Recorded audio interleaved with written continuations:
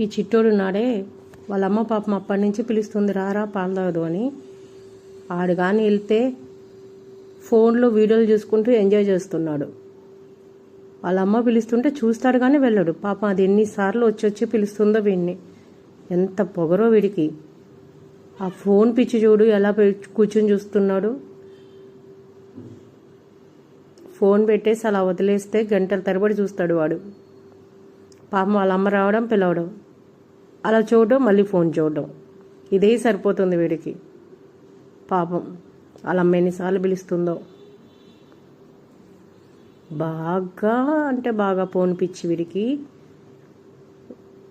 ఏమర్థమవుతుందో ఏమో నాకు తెలియదు కానీ అలా ఫోన్ కానీ మన వీడియోలు ఏదైనా ఆన్ చేసి వదిలేస్తే చూస్తూనే ఉంటాడు కూర్చొని.